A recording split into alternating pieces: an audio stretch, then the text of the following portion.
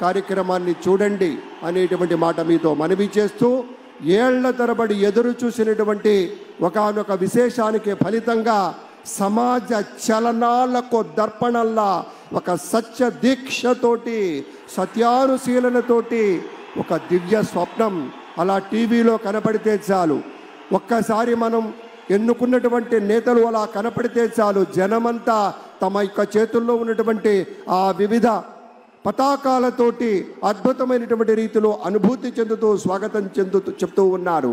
ఇక్కడ ఉన్నది మైత్రీ బంధం.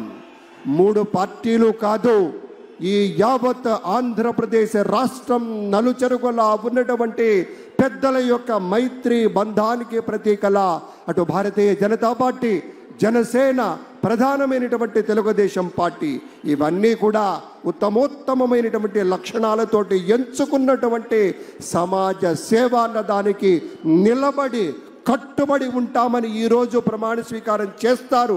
ఆ రీతిలోనే తమ యొక్క సేవలు ఉంటాయి. మనమంతా చూడబోతూ ఉన్నాం.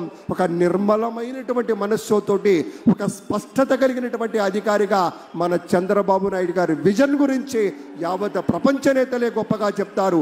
అటువంటి నాయకుడు ఇవాళ మన ముఖ్యమంత్రిగా ప్రమాణ స్వీకారం చేయబోతున్నారు. ఈ ఎడమ వైపు ఉన్నటువంటి పెద్దలంతా కూడాను మంత్రులుగా ప్రమాణ స్వీకారం చేయబోతున్నారనేటువంటి మాటను కూడా మీతో పంచుకుంటూ ఉన్నాం. అందరూ ఒకసారి గట్టిగా చప్పట్లు కొడదామా? ఈ చప్పట్లు మన గుండె చప్పుడు అని ప్రత్యేకంగా చెప్పి తీరాలి. ప్రత్యక్షంగా వీక్షిస్తున్న వారు, పరోక్షంగా ప్రపంచ వ్యాప్తంగా ఈ కార్యక్రమాన్ని వీక్షిస్తున్న ప్రతి తెలుగు వారికి మన గుండె చప్పుడు వినే విధంగా, వినిపించే విధంగా కొడదాం. ఏది ఒకసారి గట్టిగా చెప్పండి. జై శ్రీ చంద్రబాబు నాయుడు,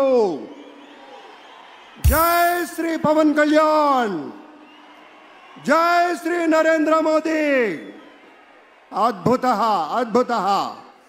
ప్రజలు పెట్టుకున్న విశ్వాసాన్ని నిలబెట్టుకుంటూ మద్దతు తెలపడానికి, హిట్ కొట్టినటువంటి ముఖ్యమంత్రి గారి మద్దతు తెలపడానికి ఇతర దేశాల నుంచి, ఇతర దేశాల కాన్సులేట్ జనరల్స్ నుంచి ఆయా ప్రతినిధులంతా వస్తున్నారు. అంటే రేపటి నుంచి కాదు మిత్రులారా, మరి కాసేపటి నుంచే ఈ ఆంధ్రప్రదేశ్ రాష్ట్రం పెట్టుబడులు పెట్టడానికి ఎంత విశాలమైనటువంటి మనస్సుతోటి అవకాశాలు కల్పిస్తుందో మన చంద్రబాబు నాయుడు గారి సారథ్యంలో, నేతృత్వంలో అనేటువంటి ఒక నమ్మకంతో తరలి వస్తున్నారు. మీటింగులు వెంట మీటింగులుగా